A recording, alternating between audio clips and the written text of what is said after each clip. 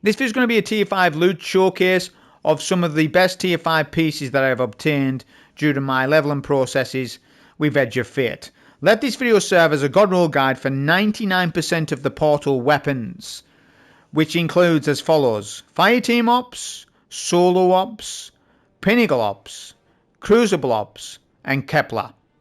Basically, most of them at tier 5 as well.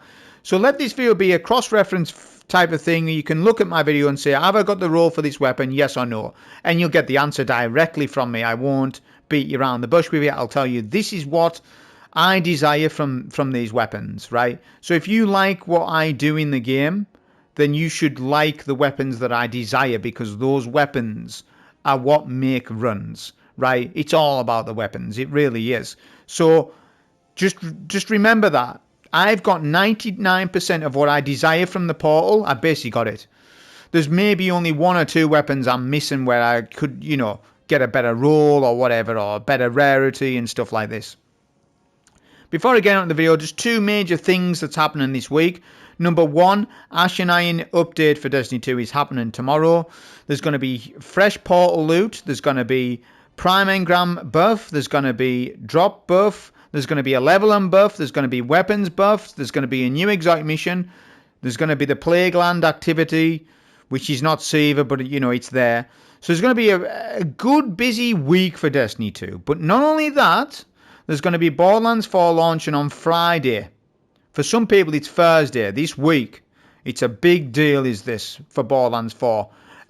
So basically, just a few words on that. I am going to buy Borderlands 4, and I am going to play it in my own time. I'm also going to make a few videos on it if I can. However, I'm not going to let my YouTube's algorithm get dragged through the mud by doing so. And what I mean by this is, if I make 1 or 2, 3 Borderlands 4 videos this weekend and they don't do well, I will immediately 180 and not make any videos on it. I will really go cold turkey on it, seriously. Because there's people telling me that I should make Borderlands 4 content, and I want to, but just remember, I'm not an expert on Borderlands, mind you.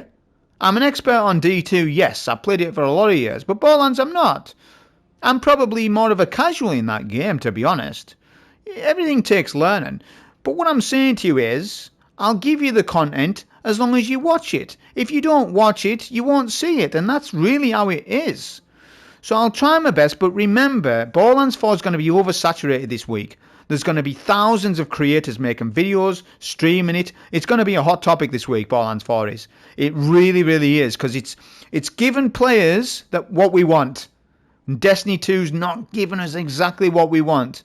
The problem is, though, Destiny 2's got the best gameplay. It's even got better gameplay than Borderlands 4, technically. Technically, D2 has got better builds than Borderlands 4, from what I can see, but Borderlands 4 is so optimized in its loot and everything that's going on, and it's a fresh IP, it's so alluring to go and play it, right? It really is. So I'll try my best. I'll maybe make a few videos on it, but if they don't hit home, then I'll just stop, and I'll just go back to being the D2 expert and just giving you that content, because I don't care about anything other than my YouTube not dying, and that is really it, and I can't have it like that because I've invested too much time in this. So I need to keep that algorithm good. We'll just see how it goes, but note this, I'm not making a new channel for Borderlands 4, it's too much work. I shouldn't have to do that.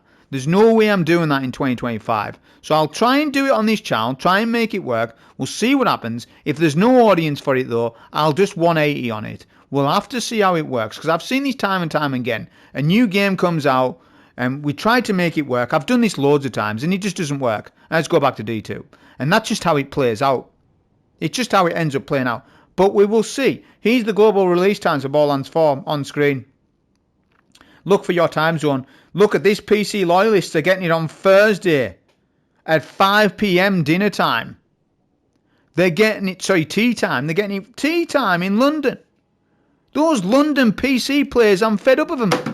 Absolutely fed up. They get everything, right? Console players, why are we getting a later launch date? 6, 7, 8 hours later, man. I ain't doing all one nighter for it. I'll play it in the morning and then we'll go from there with it.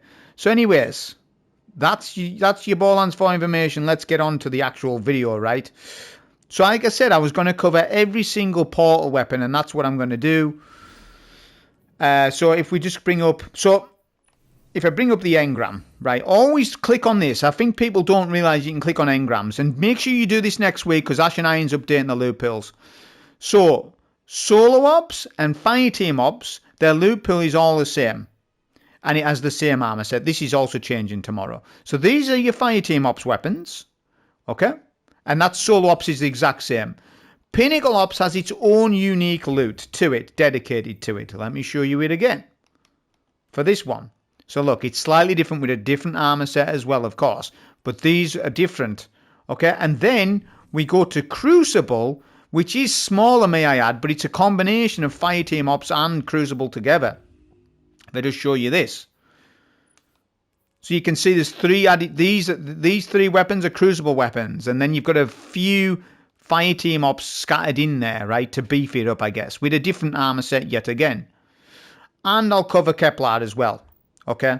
So I'm covering all of these weapons that I've mentioned. Fireteam, Pinnacle Ops, Crucible Ops, and Kepler. Most of them at tier 5. Most of... All my desirable tier 5 loot, I've basically got it at that.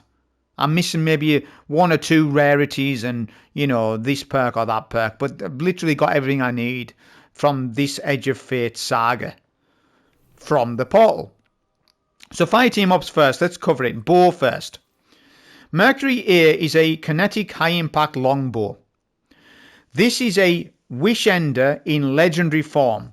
And it can make so many orbs. It is so good, this roll. This is the de facto...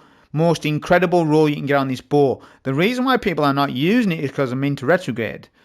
And that's a shame, because this weapon is incredibly good. And especially in Conquests. Next week or tomorrow, Conquest will be repeatable. This bow will be very good in it. And I'll also, here's my next Nostradamus prediction. We will get a new artifact row tomorrow.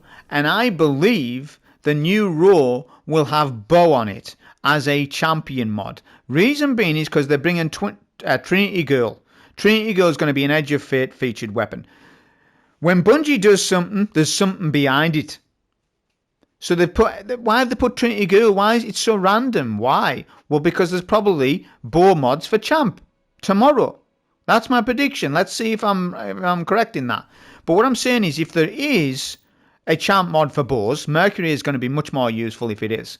Again, this is an amazing weapon from long distances. Kinetic Tremors proccing with the attrition orbs. With the sweet interaction, it's really good. Next weapon, let's move on quickly. Linear Fusion Rifle, Boomslang, Arc. This is an incredible weapon, and there's only two rolls that you want. One roll with Jolting Feedback, and one roll with Precision Instrument. Other than that, there's nothing else you want on this linear, only those two traits.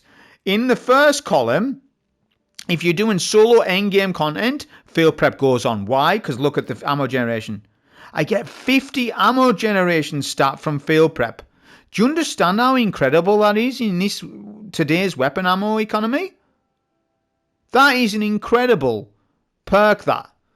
For that alone, it goes on. Like Roll Storm, forget about it. All this stuff, forget about it. Field prep, absolutely. With Jolt Feedback to stun overloads or the precision instrument roll, depending on what you're doing. Right, now we move on to Sword, the next weapon. Remember, these are all Fireteam Ops weapons. The most impressive roll, to me at least, on this weapon is Cold Steel, Sharp Harvest. Now, there is Flash Counter, and it does work with Cold Steel, but there's no way that that is better than this. Sharp Harvest will generate special ammo for free. And that is incredibly useful when speedrunning Portal. Because when you have to do Portal underleveled, sometimes you need to pick no starting ammo. Let me just show you it instead of talking, because some people are out there not listening to stuff. And it does bother me that people don't listen to stuff. So if we go to here, look, no starting ammo. Oh no, that's no HUD. There we go. Look at the bump you get from it. So sometimes we have to use this when we're underleveled on cards and stuff. If you run that, it's nice to have a Sharp Harvest weapon later on. And it does work. It does work without having any ammo at all. Did you know that? I bet you didn't know that. So yeah, this is the de facto role for this Aurora Dawn. It's an incredible weapon. People sleep on it. People say, I don't like wave sword frames. I do. They're hitting far harder than you think. A lot of people are saying they're bad archetypes, they're this, they're that. I don't think that. I don't know why you think it, because I don't. I get along just fine killing overloads with this weapon. I can one bang an overload with this. I feel very powerful with the sword. I have no issues with it at all. And it's Stasis sword as well, which is nice this season because of frost armor and stuff. Okay, next weapon, auto rifle. Ahab Char. This weapon is basically equivalent to an exotic primary. You can save an exotic slot by just using this weapon. I use this weapon for leveling purposes so much. Now, Burn Ambition next week or tomorrow is getting a buff, a slight buff to Burn Ambition, to the enhanced variant of it. Bungie goes around the houses on how they explain it, but what it equivalents to is that you're just going to get more ignition procs. Slightly, it's not going to be massively, but what I will tell you is Burn Ambition is meta anyways, and it has power crept incandescent. This trait is better than incandescent. A lot of people have said on Reddit that they don't like Burn Ambition, and I don't know why they say that, and I'm trying to think in my mind why they're saying that, and I know why they're saying it. It's because they're farming Sea Caldera Defense Force. And in that activity, incandescent will be more useful, but in conquests, Burn and Ambition offers single target, scorched damage.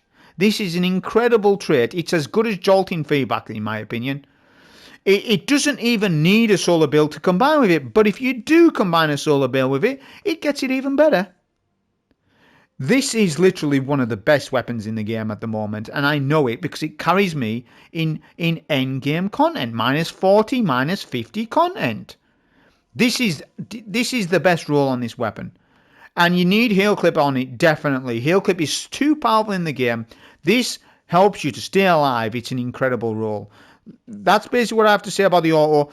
Remember, it's an extremely good 720 RPM auto. A few people have said, I don't like the auto. It doesn't feel that good. Grow up, right? It's an auto rifle. Behave yourself and use it. It's 720 RPM. You can control the recoil. Come on. Get them thumbs stronger. If you're on PC, you don't even need to control the recoil. You're good. I'm on controller and I control the recoil perfectly fine on it. Unless you're on PS4, then alright, then maybe that's the reason, because you're on PS4. But this weapon is incredibly strong. It really is. Next weapon is the Scout Rifle. Stasis Scout Rifle, it hasn't got a lot going for it. I've looked at the traits and yeah, it's got the two traits in this column that you would want to go with it are Explosive Payload or Headstone. And I don't really like Headstone on Scout Rifles. This Scout is pretty damn weak. The only thing I would say is it gives you frost armor for free with the artifact. It has got Rhyme Stealer, but who cares? You know, you've got a Scout on. You don't need, much frost armor in that sense, I suppose. So I don't feel very confident on this Scout, but I have got it at tier 5. And Explosive Payload is recommended because in endgame content, Explosive Payload just hits harder on your red bars and your yellow bars and stuff. So yeah, it's not brilliant, this Scout. It's okay, but there's so many better options than this. But it is I need to show you the god roll for it. And basically, there isn't one. It's just whatever you want. Reload perk with Explosive Payload or Headstone. And that's putting it to bed. Honestly, not much to say about it. Right, sidearm next. Okay, so the sidearm is actually pretty damn good. It's not bad at all. I've probably also got the best roll for this. Demolishist and Headstone. So, Headstone's nice on a sidearm like this when you're playing up close. I've got Precision Instrument, but you don't really need that. I will say that this weapon's probably better in PvP than it is PvE. I've used this in comp, and it's very potent on those CQC maps in Crucible. It's very potent in Crucible, this, with Headstone. It is. It's good. I've seen it.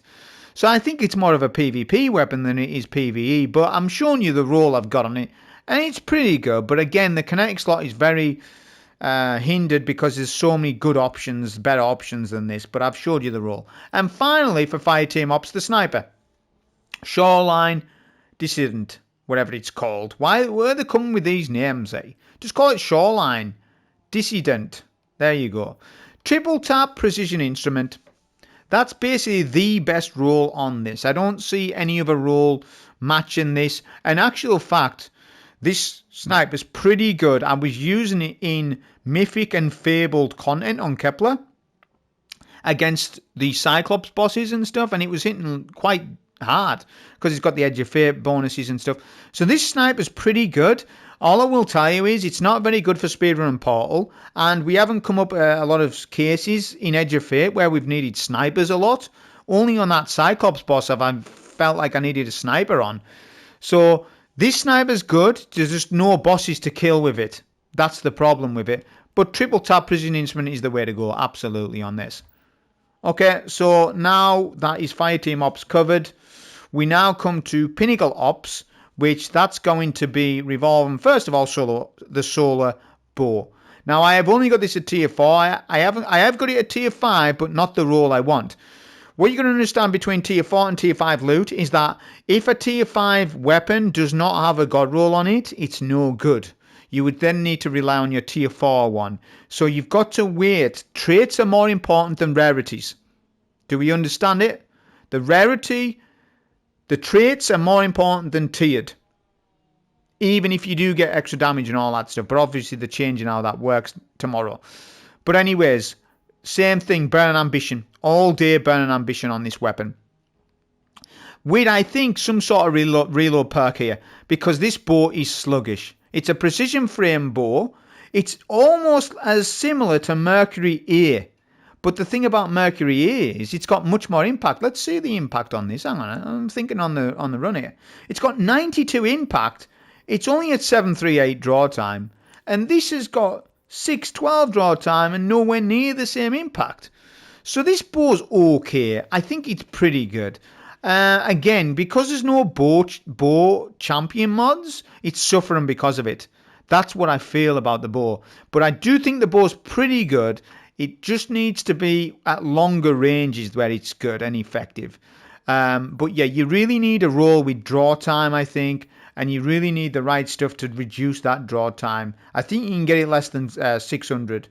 I think you can get it less than 600 draw time. But some sort of reload perk here, Burning Ambition, all the way. That's as good as you'll get with it. It does have Incandescent or Firefly in this column, I think. But I mean, you could do that. They're both pretty damn good. You can see I haven't got the absolute god roll on it. And I haven't got it tier 5 rarity. But I do understand what I need for it. So that's one of the weapons I don't have the absolute best on. Okay, now Mint Retrograde, tier 5. This roll I got from Conquest Delve. Rewind, bait and switch. Okay, that is the most useful all-round weapon or traits that you want on this weapon. Mint Retrograde is by all means meta right now. The problem with this roll is if you use a sword, when you proc and bait and switch, it's more awkward. So then you want to rely on one for all or elemental honing. You will have seen I used my tier 4 Mint Retrograde with elemental honing. It's in the vault. It's in the vault, right? So I've got a tier 4 one with rewind and elemental honing. And I've got a tier 5 one with rewind and bait and switch. Those are the only two rolls you want.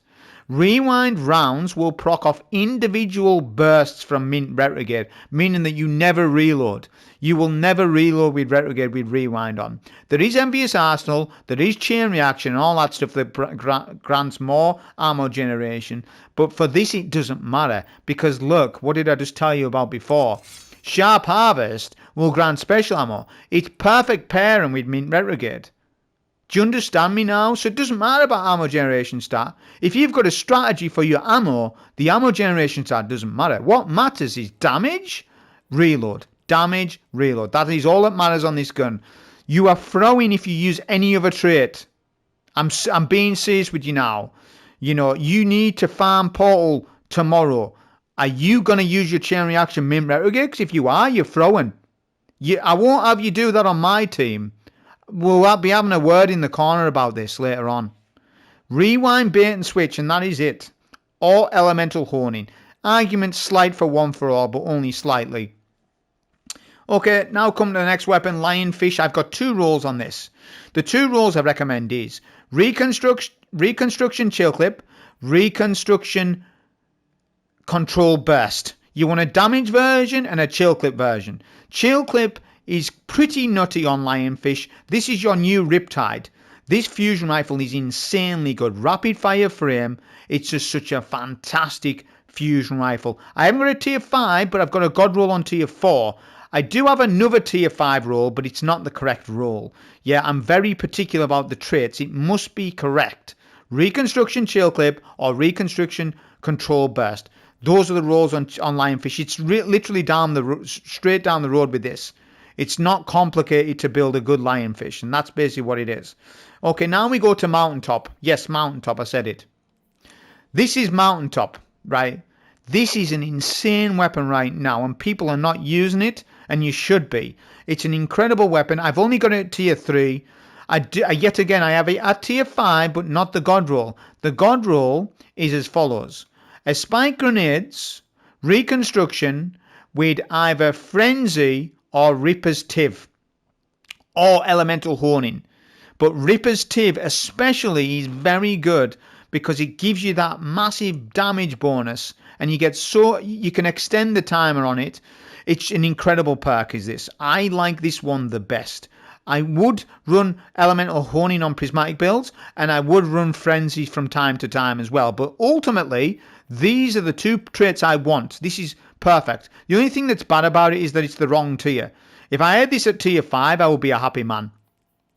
Yeah? This is an incredible weapon. Don't be sleeping on it. People aren't using it again because I'm in Retrograde.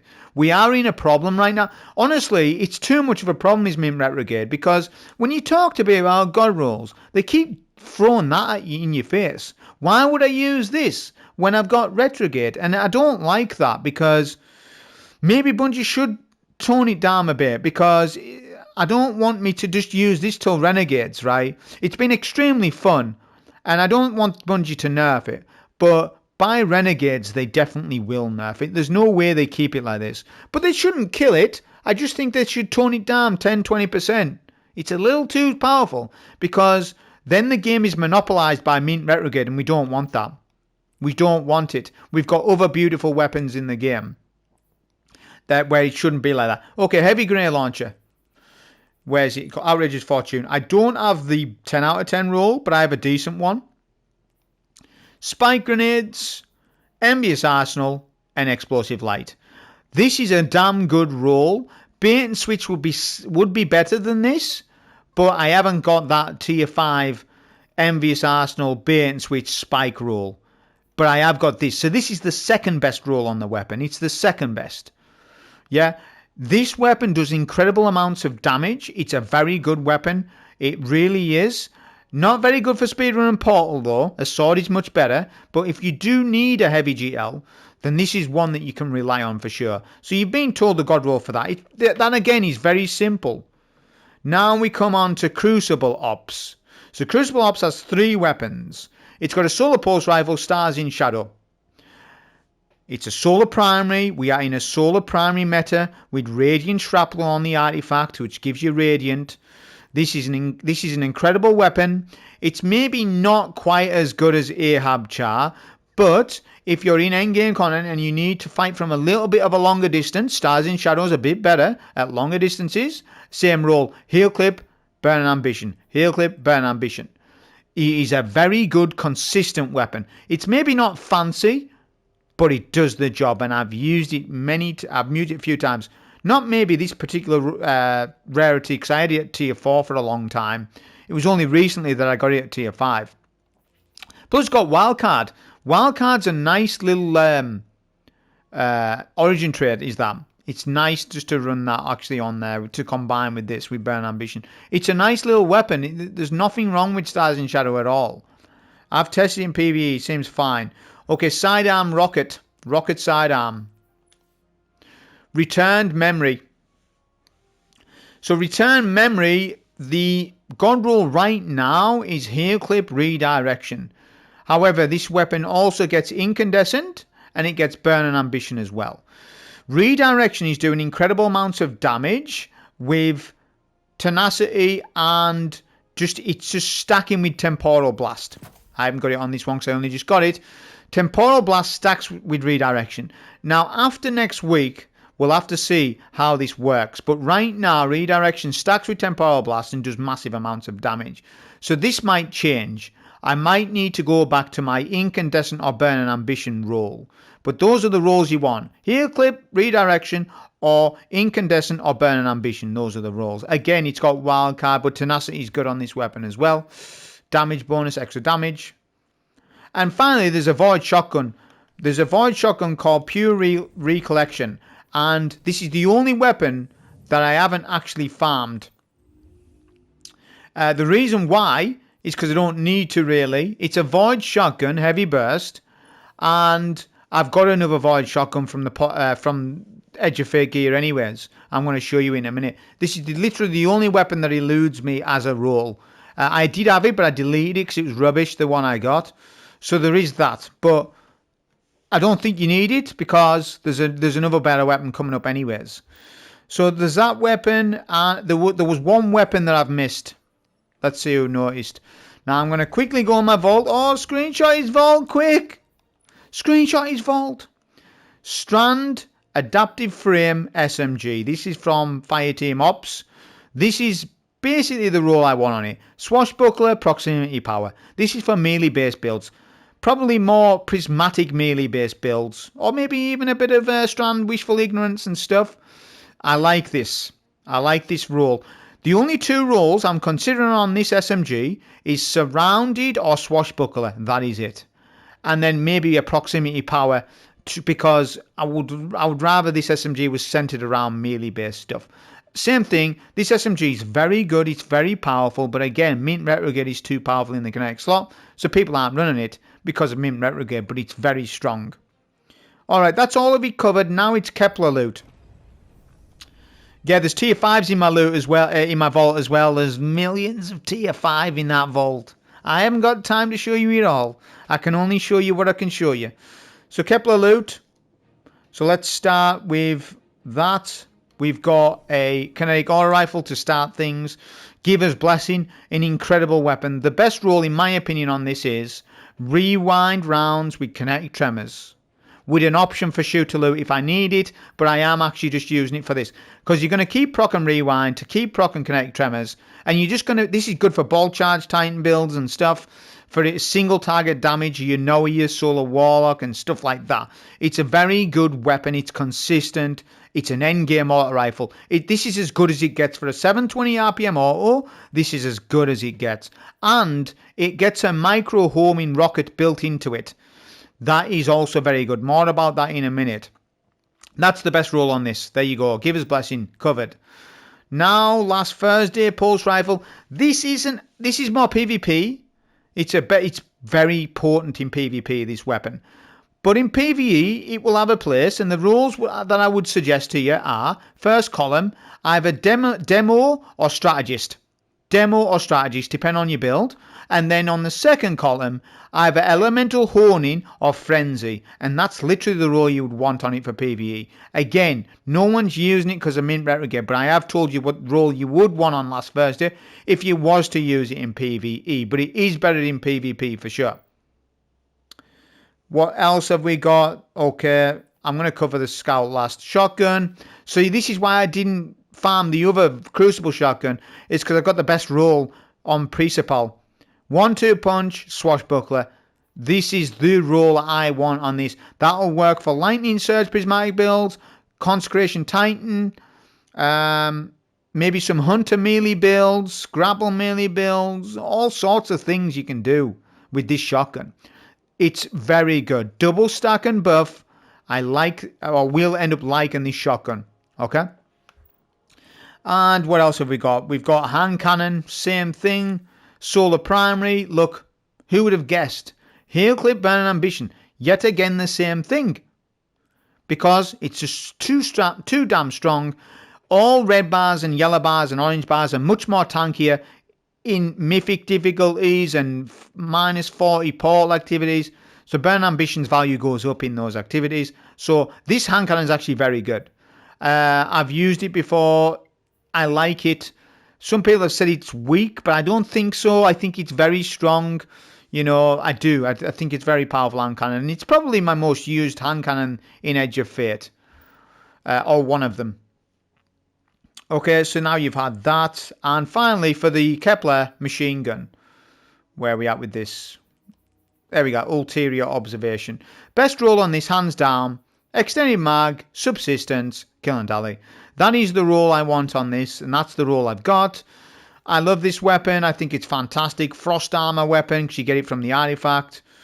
It's an aggressive frame machine gun in the same regards as Corrective Measure and Pro Memoria. It is a stasis version of Pro Memoria. It's an incredible weapon, this. It's very good. That's the best roll on it. And finally, for the Kepler weapons, Sublimation.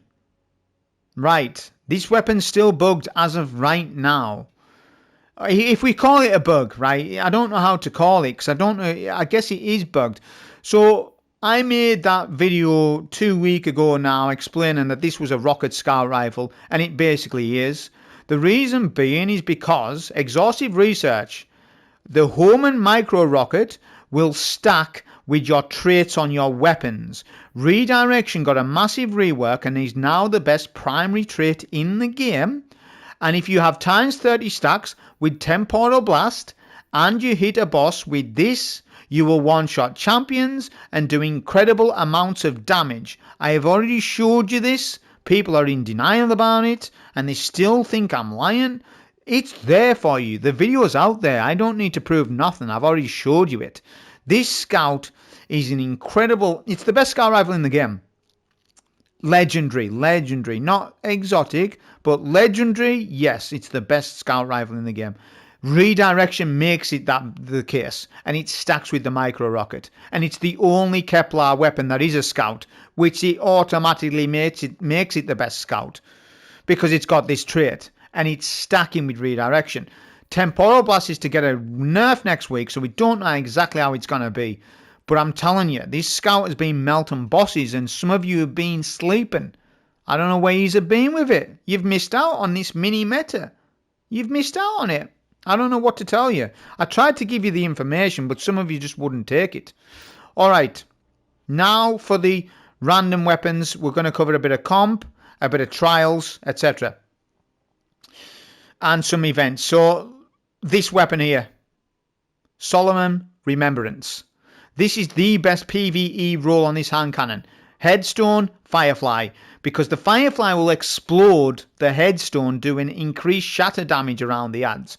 I don't know exactly the unique interaction between the two. All I know is that everything just dies. And it's an incredible endgame hand cannon. You can make it work in endgame. This is the best traits to have for PvE. It's very good. Very nice with Temporal Blast as well, of course. Not much more needs to be said. Just that it's extremely good. It's from comp. If you can get it at tier 5, it's incredible. What else is there? Right. Festival Flight. I have this at tier 5, but not with this roll. See, all my tier 5 rolls are not as good as this one because it's got Demo, Attrition Orbs. Now, a lot of people have said, you know, Attrition Orbs isn't very good on area denial GLs, and I would disagree with you wholeheartedly. I have used this on Inmost Light Prismatic Hunters. I've used this on Kepler Loot Cave, farming those difficult mythic ads. And even with the nerf to Attrition Orbs on area denials, this is still overwhelmingly the best roll. I'm telling you it. I'm saying, look, I use this in endgame. I think that you should as well. I think you should not listen to people who say that this is bad. This is still better than all of the other traits, the Attrition Orbs. And it still works on vehicles. Attrition Orbs pumps out more orbs on vehicles. They haven't patched that. They've only patched it on bosses and not vehicles. So I thought I would mention it to you. This is the prismatic weapon. It's even better than Mint Retrograde. If you're on a prismatic subclass wanting lots of transcendence energy, it's incredible. And I've showed you that many times on many videos. So yeah, that's what I recommend for that. Okay, what else? Okay, we've got Trachinus. Get yourself a chill clip roll before the event goes away. with Lead from Gold or Rhyme Stealer. Rhyme Stealer is good because you're going to get Frost Armor when you try to deal with champions up close. I've tested this. It's a good weapon. I don't think it's as good as what people are making out. Lord of Wolves is getting a nerf. I will say I have not got Assault Mag, so I need to refarm one up, which I may or may not. I'll see how I feel. You know, I'm not too fussed because the Assault Mag should only generate 5 rather than 50 RPM, so it's bugged. Bungie's just going to patch this out, you realise that, eh? They're just going to nerf Assault Mag. There's no way they leave that. What I will say is, though, they need to patch Vice Stinger on it. It's not working. If Vice Stinger works on this weapon, it'd be 100 times better. It's bugged, it's not working. So I think what they're going to do is they're going to nerf Assault Mag, and they're going to fix Vice Stinger. That's what I want them to do. Yeah? Because having Assault Mag at 140 RPM is dumb. There's no way that it should be doing that. It's bugged. Somebody's added an O at the end of 5. But yeah, Rhyme Stealer, Chill Clip, Endgame Shotgun it is. It can work. I will say it's not that good on ammo and you chew through ammo too quickly. You know, it does chew through ammo too fast. I tested this a few days ago. It's okay. It's pretty good. It stuns overloads and stuff. It's very good. But, I mean, Mint Retrograde's just too strong in the game at the minute, like I say. You also want a Precision Instrument on that shotgun. Precision Instrument as well, if you can get it. Okay, so what else have I missed? Trying to see. All those weapons were covered. Syanceia. Yeah. I am going to use 2 rolls to speedrun the portal in Ash and Iron. Number 1, Eager Edge, Attrition Orbs. And number 2, Eager Edge, Sharp Harvest. Those are the 2 rules I'm going to use mainly. And I've already explained on how so potent Sharp Harvest is with Mint Retrograde or whatever special weapon you're running. So that's exactly what I'm going to be doing. Especially if you pick no starting ammo on the cards. Now, Burning Ambition is okay on the sword. And some people have said, and I've got it to try. I don't think Burning Ambition is the way to go with it though. You know, I don't think so. I think it's pretty good, but I think it's a bit of a waste. I think this sword is just Eager Edge. Some people have said, "Oh, it's crazy good." It's not. I don't know, man. I haven't had that experience. I've found that just using Eager Edge is just good enough for me, especially with its identity just being a speedrun weapon. That is all it is, really. It's just to get through Portal quicker. If I'm really struggling in endgame, I'm not using Syanceia. I would rock on a machine gun or Sleeper Simulant, because Sleeper Simulant is going to be Edge of Fate based. Okay, and the Trials LMG, Unwavering Duty. This carried me so hard when I was leveling. I ran the role Auto-Load Holster, Burning Ambition. Again, Burning Ambition has been procking up a lot. This is the role that I like on it, but I will tell you is I've got another role I can use 4th times Onslaught. This role is good for Actium War Rig Titan. So this role is more exclusive to particular builds, whereas the Auto-Load and Burning Ambition role is just for any build at all. If you just want to slap on an LMG, you just do this. And it's pretty much the best solar machine gun in the game. It is the best solar machine gun in the game. You should have it. It's an incredible machine gun. I really do love it. So I think that is all of the roles.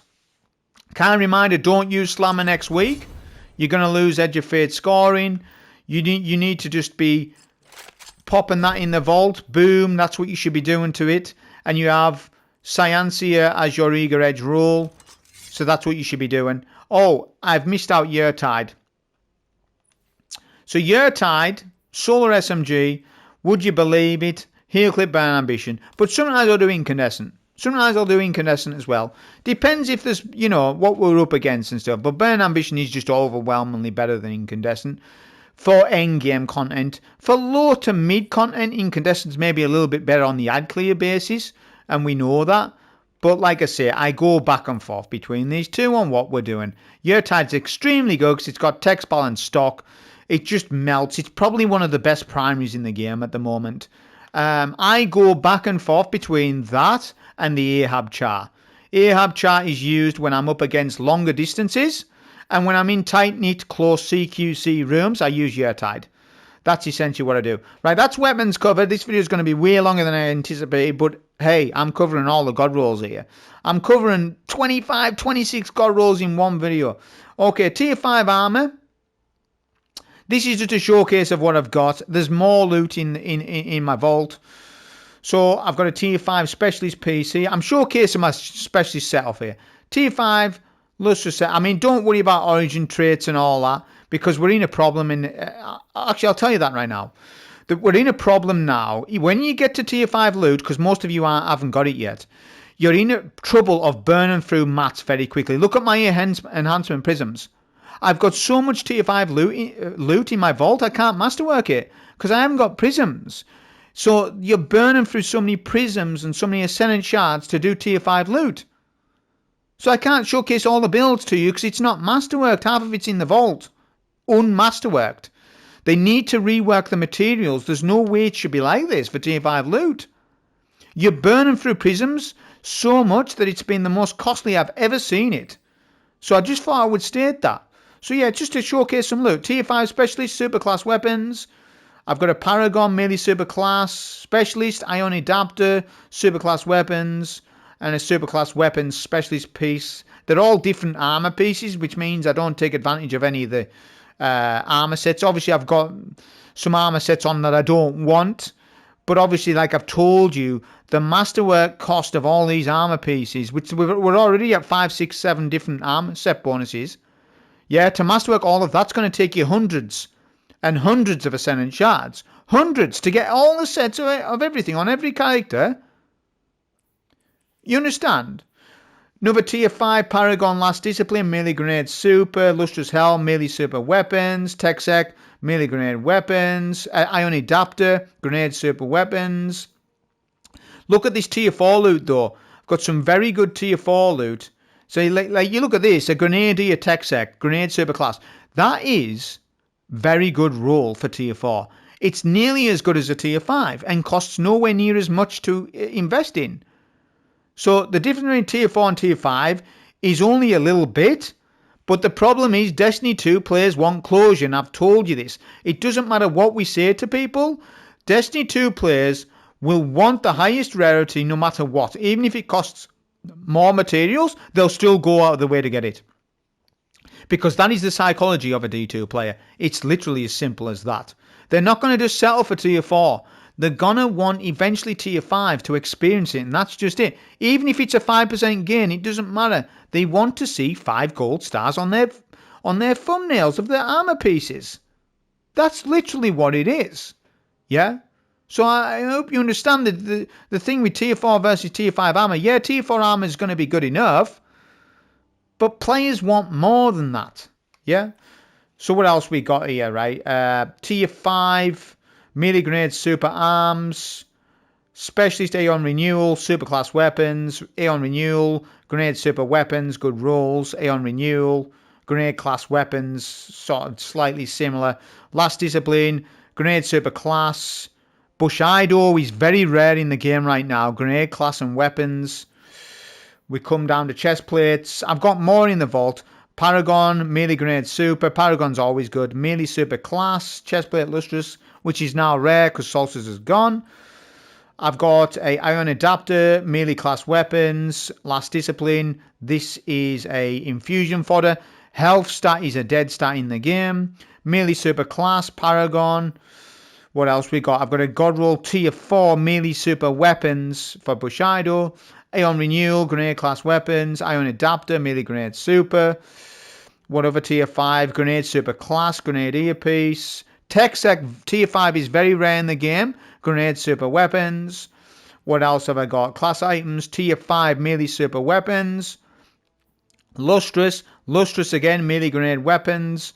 Paragon Lustrous, melee super class. Haven't found many class items yet. And not to mention, I've got tier 5 armor on the Hunter and the Warlock. So do you understand now, after all of this dialogue, do you understand how long it would take to get every single armor set for every single character with every single armor distribution stat? It's basically impossible to do it. There won't be any single player out there with a full deck of tier 5 armor for every single armor set. It just isn't possible. There's not enough vault space for it. So I hope you understand. I've had an insight from that. You need to start maybe locking in 3-4 builds per class and committing to that. You can't go here, there and everywhere with builds now because the Bungie's not allowing it, which is very unfair. And again, it's because of Ascendant Shard cost, it's because of prisms, and it's because of vault limitations. The game is in a bit of a mess at the minute with that. And it doesn't need to be like this. Just remove caps. The answer to this solution is to remove caps from Ascendant Shards and caps from prisms. There's no way that we should be capped on this stuff. And you would say, well, we're going to have the Legendary Shard problem where everyone's got so much.